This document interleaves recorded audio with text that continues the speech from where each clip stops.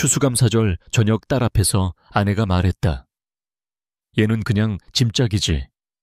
장면구 49세. 내부감사였고 그날은 소고기국 냄새조차 내 몫이 아니었다. 식탁 밑에 떨어진 가족사진 액자를 주우며 생각했다. 이 집의 무게에 과연 누가 지탱했을까? 당신도 짐짝처럼 느껴졌던 순간이 있나요? 전주 완상구의 11월은 생각보다 더 조용했다. 바람은 옅고 창밖 은행잎은 이미 절반쯤 내려앉은 뒤였다. 추수감사절 저녁 집안은 사람들로 북적였고 음식 냄새는 오래된 양은 냄비 위로 천천히 피어올랐다. 칠면조 대신 우리 집 식탁엔 소불고기와 동태전이 올랐다. 다들 웃고 있었지만 나는 내 자리가 살짝 밀려있는 걸 눈치채지 않을 수 없었다. 식탁 모서리 딱 그만큼의 거리였다. 얘는 그냥 짐짝이지. 그래도 얌전하니까 둬야지. 서혜진의 목소리는 놀랍도록 가벼웠다. 친구에게 건넨 농담 혹은 그렇게 가장한 문장. 나는 반사적으로 웃었고 옆에 앉은 서희람도 눈을 돌렸다. 그 말이 무게를 가지기 전엔 아무도 무게를 재지 않는다. 문제는 내 딸이 그 자리에 있었다는 거다. 소희는 아무 말 없이 나를 바라봤다. 눈이 잠깐 멈췄다가 다시 식탁으로 떨어졌다. 10살짜리 아이의 눈동자는 원래 빠르게 움직이지만 그날 그녀의 눈은 기록처럼 느리게 지나갔다. 무언가를 기억하기로 한 사람의 얼굴이었다. 나는 물을 따르며 엄마 농담이지 하고 흘렸다. 혜진은 반응하지 않았다. 그녀는 친구의 자녀들 성적표를 폰으로 보여주며 다른 대화를 이어가고 있었다. 장모 백미려 여사는 그래도 네가 음식은 참 잘해 라고 내게 말을 건넸지만 그 말은 어디론가 흘러버렸다. 아무도 짐짝에게 대답을 요구하지 않으니까. 식탁 아래에서 뭔가 발에 닿았다. 고개를 숙이니 가족사진 액자가 뒤로 넘어져 있었다. 아마 누군가 지나치다 건드렸겠지. 사진 속 나는 양복 차림이었고 소희는 두 앞니가 없던 시절의 웃음을 짓고 있었다. 사진을 세워놓으며 프레임 뒷면 먼지를 손끝으로 털었다. 그 작은 움직임 속에서 내 속이 무너지는 소리를 들었다. 식사가 끝나고 사람들은 과일과 커피로 흩어졌다. 소희는 조용히 내 옆으로 와서 앉더니 낮은 목소리로 물었다. 아빠, 짐짝이 뭐야? 나는 잠시 대답을 멈췄다. 그건 그냥 옛날 말이야. 무거워서 잘 안 쓰는 거. 사람한테도 쓰는 말이야. 그녀는 물었고 나는 고개를 끄덕이지도 흔들지도 못했다. 그날 밤 모두가 잠든 뒤 나는 안방으로 들어갔다. 서랍을 조심스럽게 열고 제일 아래에 묻혀있던 낡은 봉투 하나를 꺼냈다. 색바랜 서류 뭉치, 주택담보대출 계약서, 복사본이었다. 구겨진 모서리 흐려진 도장하지만 분명히 남아있는 내 이름. 나는 그 서류를 조용히 펼쳐 책상 위에 올려놓았다. 무게 없는 종이가 그날 저녁 내내 나를 짓누른 말보다 더 무겁게 느껴졌다. 조명 아래 서명란을 다시 바라보았다. 그 이름은 여전히 그대로였다.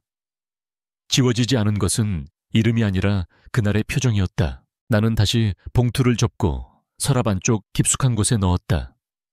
그리고 속삭이듯 중얼거렸다. 나는 누구에게도 짐이 아니었다. 창고 문을 열자 쿰쿰한 먼지 냄새가 먼저 인사했다. 지하 1층 경일로지스 구본사. 이제는 사무실이 옮겨가고 남은 기록과 가구들만 시간 속에 쌓여 있었다. 나는 새로운 후배 부탁으로 폐기 대상 문서를 점검하러 갔다가 그 물건을 발견했다. 책상 서랍더미 안쪽 먼지가 덮인 작은 판때기 하나. 어느새 잊고 있었던 내 명패였다. 내부감사 장면구. 그런데 이름이 반쯤 지워져 있었다. 손끝으로 문질러 보았지만 닦인 건 먼지뿐이었다.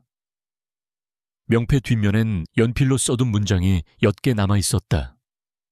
이 판때기는 명예보다 오래 간다. 공두진 부장님 글씨였다. 지금은 은퇴한 지 3년이 넘었고 사람들은 그를 잊었지만 나는 그 문장을 아직도 기억했다. 점심시간을 앞두고 나는 오랜만에 그가 자주 가던 분식집으로 향했다. 낡은 간판 아래 칼국수 냄새가 익숙하게 배어 있었다. 가게 안은 비어 있었고 창가에 앉은 흰머리 노인이 고개를 들었다. 명우인가 부장님. 나는 웃으며 인사했고 그는 말없이 앞에 앉으라는 손짓을 했다. 그날은 말이 많지 않았다.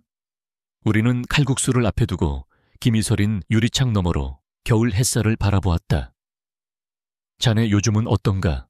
그의 목소리는 여전했고 속도는 느려졌지만 무게는 여전했다. 나는 대답 대신 명패를 꺼내 그의 앞에 올려놓았다. 그는 한참을 바라보다 조용히 고개를 끄덕였다. 자네는 말보다 행동으로 기억에 남는 타입이지. 목소리보다 무게가 남는 경우도 있지 않나.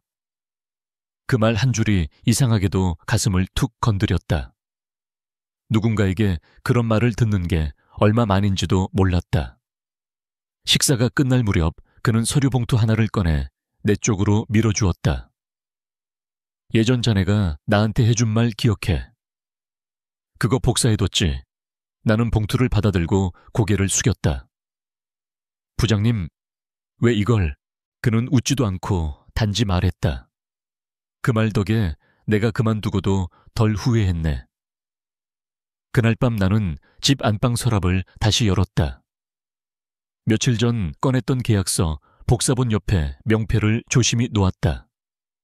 구겨진 봉투에서 꺼낸 편지를 읽었다. 그때 네가 아니었으면 나는 숫자만 쳐다보다 사람을 놓쳤을 거야. 글씨는 바랬고 종이는 노랗게 변색되어 있었다. 하지만 그 문장은 여전히 따뜻했다. 나는 명패를 닦고 다시 책상 위에 올려놓았다. 그리고 속으로 되뇌었다. 그래도 나는 감사였다. 그 이름이 지워졌다고 해서 내가 했던 일이 사라지는 건 아니니까. 우체통은 생각보다 무거웠다. 아침 햇살은 열벗고 바람은 가벼웠지만 그 작은 금속 상자 안에서 나온 봉투 하나가 내 하루를 눌러버렸다. 상단에 적힌 주소는 분명히 우리 집이었다. 우편번호 도로명 호수까지 정확했다. 그런데 정면에는 빨간색 네모 도장이 찍혀 있었다. 수신거절 반송. 나는 순간 아무 말도 할 수 없었다. 손끝이 추워졌고 입술은 열리지 않았다. 그럴 리 없다는 말조차 떠오르지 않았다. 이건 우연이 아니었다. 현관문이 열리고 소희가 고개를 내밀었다. 아빠 뭐야? 나는 얼떨결에 편지를 등 뒤로 감췄다. 그냥 광고지야. 들어가자. 소희는 내 손을 스치고 지나가며 다시 실내로 들어갔다. 나는 현관 옆 평상에 앉아 편지를 천천히 뜯어보았다. 안에는 크레파스로 그린 작은 편지가 들어있었다. 동그란 여우가 초록 모자와 분홍 장화를 신고 웃고 있었다. 그림 밑엔 삐뚤삐뚤한 글씨로 적혀 있었다. 할머니 보고 싶어요. 소희가. 봉투 안쪽 모서리엔 반짝이 스티커가 몇 개 더 붙어 있었고 하나는 떨어져 나가 있었다. 나는 손가락으로 스티커 자국을 눌렀다. 그날 저녁 소희가 이걸 만들 때 나는 국을 끓이고 있었다. 그녀는 반짝이는 게 좋을 것 같아 라고 말했었고 나는 그래 좋아하시겠지 라고 대답했다. 아무도 틀렸다고 말하지 않았지만 결과는 이렇게 돌아왔다. 점심이 지나고 소희는 조용히 내 옆에 앉았다. 아빠, 혹시 내 편지 돌아왔어? 나는 놀랐지만 들키지 않으려 애썼다. 왜 그렇게 생각해? 엄마가 전에 그 주소는 안 쓰는 거라고 했어. 근데 그거 맞아. 나는 대답 대신 봉투를 건넸다. 소희는 한참을 바라보다가 그림만 꺼냈다. 그리고 조용히 말했다. 그냥 놔둘래. 그러곤 자신 방으로 들어갔다. 나는 편지를 다시 손에 들고 커피 한 잔을 따라 책상에 앉았다. 잔을 들고 한 모금 마시다가 손이 살짝 떨렸다. 커피가 편지 위로 한 방울 떨어졌다. 스티커 아래 소헤라는 글자가 번지며 물들었다. 그 순간 나는 느꼈다. 이건 단지 실수나 누락이 아니라 선택된 무응답이었다. 나는 컴퓨터를 켜고 오래전에 접속했던 가족용 이메일 서버에 로그인했다. 그곳엔 내가 예전에 공유했던 일정표 사진들, 경비 내역이 여전히 남아 있었다. 그러나 서혜진의 메일함은 비어 있었고 삭제 이력이 반복되어 있었다. IP 로그에는 매달 한 번씩 접속 흔적이 있었고 그 직후에는 일정 메일을 지운 흔적이 남아 있었다. 나는 더 이상 뭘 확인하려 하지 않았다. 굳이 추적하지 않아도 이미 답은 주어졌다. 그녀는 알고 있었고 선택했다. 그날 밤 나는 안방 서랍을 다시 열었다. 계약서, 복사본이 든 봉투 옆에 반송된 편지를 넣었다. 그리고 조용히 속삭였다. 그녀는 안 봐도 돼. 내가 보면 되니까. 스티커는 번졌지만 그림은 여전히 웃고 있었다. 서랍은 오래된 경첩 소리를 내며 열렸다. 나는 조심스럽게 봉투를 꺼냈다. 붉은 테두리의 서류 봉투는 시간이 지나 색이 바랬고 가장자리는 약간 습기를 머금은 듯 푸석푸석했다. 나는 봉투를 열고 안에 든 계약서를 한 장씩 펼쳐보기 시작했다. 서류의 질감은 눅눅했고 오래된 종이 특유의 냄새가 방 안에 퍼졌다. 처음 몇 장은 인쇄된 약관들이었다. 내용은 익숙했다. 나는 이 집을 살 때 모든 과정을 직접 챙겼다. 당시 공인중개사가 말했다. 요즘엔 부부 공동명의가 기본이죠. 그때 나는 아무 대답도 하지 않았고 혜진도 별 말이 없었다. 그저 고개를 끄덕였을 뿐이다. 서명란에 도달했을 때 나는 손을 멈췄다. 펜으로 써진 이름은 단 하나였다. 내 이름 장면구. 그리고 바로 옆 빈칸은 말 그대로 공백이었다. 서혜진의 이름은 없었다. 나는 서류를 내려놓고 다시 봉투 안을 확인했다. 혹시 누락된 게 있을까 싶었다. 그러나 아니었다. 그날 그 자리에서 우리는 둘이 있었지만 이름은 하나만 남겨졌던 것이다. 나는 컴퓨터를 켜고 예금 내역을 조회했다. 그해 2011년 5월 계약금, 중도금 잔금까지 모두 내 계좌에서 빠져나갔다. 공동구입이라 했지만 실질적으로 모든 돈은 내 몫이었다. 그 사실이 이제야 선명하게 드러났다. 기억이 하나둘 떠올랐다. 당시 이사 당일 나는 벽지를 손수 골랐고 아이방 가구를 직접 조립했다. 혜진은 바빴다. 회사 일이 많다고 했고 나는 이해했다. 소희는 아직 걷는 게 서툴렀고 나는 낮밤이 바뀐 상태로 박스를 정리했다. 그 모든 시간이 내 머릿속을 스쳐갔다. 누군가에게는 짐짝이라 불리는 존재가 사실은 이 집을 세운 대들보였다는 자각이 서서히 가슴속에서 부풀어 올랐다. 나는 다시 계약서를 들춰봤다. 그중 한 장의 모서리에 무언가 작게 달라붙어 있었다. 손톱 크기만 한 녹슨 클립. 아마도 예전 누군가가 임시로 고정해두려 썼던 모양이다. 그 클립은 이미 제 기능을 잃었지만 무언가를 붙들고 있었던 흔적은 여전했다. 나는 그것을 손가락으로 조심스레 떼어내고는 바닥에 놓인 쓰레기통에 떨어뜨렸다. 문득 종이의 끝자락에서 붉은색 도장이 스쳐 보였다. 시간이 지나 번진 흔적이 마치 얼룩처럼 남아 있었다. 내용을 정확히 알아볼 수는 없었지만 그 모양새는 확인이 아니라 지우기에 가까웠다. 나는 한동안 말없이 앉아있다가 봉투를 다시 닫았다. 이제야 이 서류의 진짜 무게를 알 것 같았다. 이건 단순한 계약서가 아니었다. 이건 내가 지금까지 감당해온 모든 것의 증거였다. 그 순간 무언가 안에서 딸깍 소리를 내며 맞물렸다. 그건 분노도 아니었고 억울함도 아니었다. 그저 아주 오래된 결심이 이제 형태를 갖추기 시작한 소리였다. 나는 봉투를 책상 위에 올려놓으며 중얼거렸다. 이제 보여줄 준비가 됐다. 봄비가 내리는 날이었다. 경사진 도로를 따라 내려가면 나오는 동주민센터 2층 회의실 앞. 나는 우산을 접으며 코트를 털었다. 딸 소희가 다니는 초등학교 학부모 협의회와 주민자치회가 공동 주최하는 회의 명단에 내 이름이 있었다고 믿었다. 정확히 말하면 초대 메일은 내게도 전달되었고 일정 안내도 받았다. 그래서 아무런 의심 없이 참석했다. 회의실 문을 열자 이미 몇 명이 자리에 앉아 있었다. 벽면에는 빔 프로젝터가 켜져 있었고 장모 백미려 여사가 가운데 자리에 앉아 있었다. 나는 조심스럽게 뒷줄 쪽에 자리를 잡았다. 테이블 위엔 이름표가 놓여 있었고 나는 내 자리를 찾기 시작했다. 그러나 모든 좌석을 둘러봐도 내 이름은 없었다. 대신 맨 끝자리에 작은 카드 한 장이 있었다. 보호자 한 명, 그것이 나의 명패였다. 공백처럼 임시처럼 누군가의 곁일 뿐인 그 문구가 내 자리를 대체했다. 회의는 조용히 시작되었다.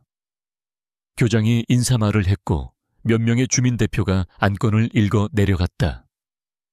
나는 갖고 온 서류 파일을 무릎 위에 올려놓은 채 아무 말 없이 앉아 있었다. 어느 순간 백미려 여사가 마이크를 들고 발언했다. 이번 프로그램은 우리 소희 엄마 서혜진 씨가 중심이 되어 기획했고요. 다만 보호자 참석은 오늘부터 조정이 있어서 저희는 이제 그분과 별개입니다. 그 순간 회의실의 공기가 아주 잠시 멈췄다. 나는 고개를 숙였다. 그리고 내 파일을 조용히 가방 안으로 다시 넣었다. 비는 여전히 내리고 있었다. 회의가 끝난 뒤 나는 조용히 회의실을 나와 건물 밖 벤치에 잠시 앉았다. 우산은 펴지 않았고 빗방울은 내 어깨에 천천히 스며들었다. 잠시 후 학교 앞 정문 쪽에서 아이들이 우르르 나오는 소리가 들렸다. 그 속에서 소희가 친구의 손을 잡고 뛰어나왔다. 그녀는 나를 발견하자 멈췄다. 아빠, 여기 왔었어. 나는 젖은 코트를 털며 웃었다. 응, 오늘은 너 보러 온 거야. 그 말 한마디에 그녀의 얼굴에 미소가 번졌다. 그 순간만큼은 아무것도 필요 없었다. 집으로 돌아와 나는 다시 책상 앞에 앉았다. 가방에서 아까 넣어둔 파일을 꺼냈다. 그 안에는 주택계약서 가족사진 한 장, 그리고 재직증명서가 들어있었다. 나는 그것들을 천천히 한데 모아 봉투에 넣었다. 명패를 꺼내 손에 쥐어보았다. 그러나 이번엔 들고 나가지 않았다. 그건 여전히 내 것이었지만 오늘은 꺼내 쓰는 날이 아니었다. 봉투 앞면에 주소를 적었다. 수신인 서혜진. 나는 마지막으로 스티커를 붙이고 살짝 눌러 봉투를 밀봉했다. 이제는 말이 아니라 기록으로 남겨야 할 때였다. 햇살이 유난히 맑던 토요일, 나는 전주 시내의 한 작은 카페 창가에 앉아 있었다. 창밖엔 느릿느릿 걸어가는 사람들, 간간히 부는 서늘한 바람, 그리고 머리 위에서 들려오는 냉풍기의 기계음. 자리에 앉은 지 5분쯤 지나 혜진이 들어왔다. 그녀는 검은색 셔츠에 얇은 스카프를 두르고 있었고 손에는 핸드폰을 쥐고 있었다. 자리에 앉은 그녀는 먼저 말을 꺼내지 않았다. 나도 침묵으로 인사했다. 무슨 일이야? 혜진이 물었다. 나는 가방에서 봉투 하나를 꺼내 조용히 테이블 위에 올려두었다. 서류 봉투에는 붉은 끈이 메어져 있었고 모서리는 조금 접혀 있었다. 이게 네가 말한 짐짝이 감당한 금액이다. 혜진은 미동도 없이 앉아 있다가 천천히 봉투를 열었다. 안에는 주택계약서 원본 계좌 지출 내역 복사본 등기부 등본, 그리고 세금 납부 기록이 들어있었다. 모든 서류의 이름 칸에는 내 이름이 단독으로 적혀 있었다.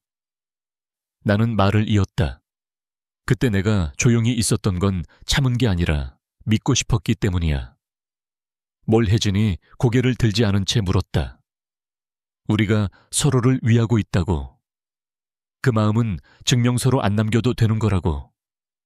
테이블 위에 커피잔이 그녀 손끝에 밀리며 흔들렸다. 잔 안의 커피가 가장자리까지 이뤘다가 천천히 가라앉았다. 혜진은 결국 고개를 들고 서류를 바라보았다. 그러나 시선은 종이를 뚫지 못하고 흩어졌다. 그녀는 커피잔을 조용히 내려놓았다. 나는 한 호흡을 쉬었다. 그림 일기 봤어. 소희가 쓴 거. 제목이 엄마는 나를 잘 챙기고 아빠는 조용히 웃는다였더라. 혜진의 눈이 잠시 흔들렸다. 넌 왜 지금 말해? 그녀가 입을 열었다. 나는 그녀를 정면으로 바라보며 말했다. 네가 날 짐짝이라 부르지 않았으면 계속 말 안 했을 수도 있어. 혜진은 다시 말이 없었다. 그 순간 우리는 커피잔과 종이들 사이에 앉아 있었지만 그 어떤 소리도 없었다. 오직 냉풍기 소리만이 작게 기계처럼 돌고 있었다. 잠시 후 나는 봉투를 다시 닫아 가방에 넣었다. 일어서는 내 손에 혜진이 무언가 말을 걸 듯 움직였지만 끝내 입을 열지 않았다. 카페를 나서는 길 나는 문득 공두진 부장님의 말이 떠올랐다. 계약서는 누가 적었느냐보다 누가 남겼느냐가 중요하다. 나는 그 말을 마음속에서 다시 한번 읊조리며 어깨를 펴고 바람을 마주했다. 아빠, 이거 봐, 이 책. 내가 진짜 갖고 싶었던 거야. 소희는 책을 두 손에 꼭 쥐고는 나를 올려다보며 활짝 웃었다. 책 표지에는 아이가 그린 듯한 연필선으로 된 캐릭터 하나가 있고 그 아래엔 작은 글씨로 적혀 있었다. 백야드 북스 기부나는 책 표지를 자세히 들여다보았다. 종이의 표면은 수없이 넘겨진 듯 손자국이 있었고 모서리는 살짝 접혀 있었다. 스티커가 한쪽에 붙어 있었는데 누군가 조심스럽게 떼었다가 다시 붙인 듯 약간 삐뚤었다. 이 캐릭터 내가 어릴 때 그리던 애랑 똑같아. 소희는 책장을 넘기며 중얼거렸다. 오늘은 전주시청이 후원한 도서기부 행사가 열린 날이었다. 소희 학교 북페어에 맞춰 도서관 부스가 함께 설치되었고 지역 자원봉사자들과 선생님들이 분주히 움직이고 있었다. 사람들은 많았지만 분위기는 부드럽고 따뜻했다. 나는 한쪽 구석 기부도서 코너 옆에서 잠시 숨을 돌렸다. 핸드폰을 꺼내 정기 기부 내역을 확인했다. Backyard Books. 자동이체 매월 25일. 익명 나는 한 줄 내려가 적혀있는 말을 다시 한번 음미했다. 아무도 모를 수 있도록 점심시간이 되어 소희와 작별한 뒤 나는 근처에 작은 칼국수집으로 향했다. 익숙한 간판, 그리고 익숙한 자리. 공두진 부장님이 이미 도착해 계셨다. 여기 앉게. 그는 여전히 짧고 간결한 말투였다. 우리는 뜨거운 국물을 앞에 두고 한동안 말없이 먹기 시작했다. 소희 많이 컸겠네. 이제 중학생 다 됐죠. 사람들이 널 기억하진 않아도 너는 그걸 남겼잖아. 나는 말없이 고개를 끄덕였다.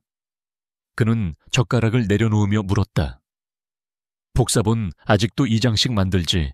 나는 웃음을 삼켰다. 습관이죠. 식사가 끝나고 헤어진 뒤 나는 곧장 집으로 돌아왔다. 가방에서 소희가 고른 책을 꺼냈다. 책 표지를 손끝으로 쓸어보고 다시 봉투에 넣은 뒤 조용히 그녀의 방 책장에 꽂았다.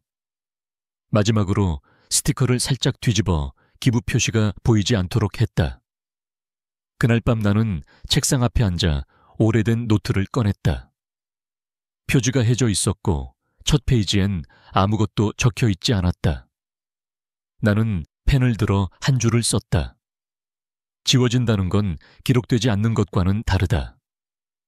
그날 아침 나는 책상 위에 놓인 봉투를 다시 열어보았다.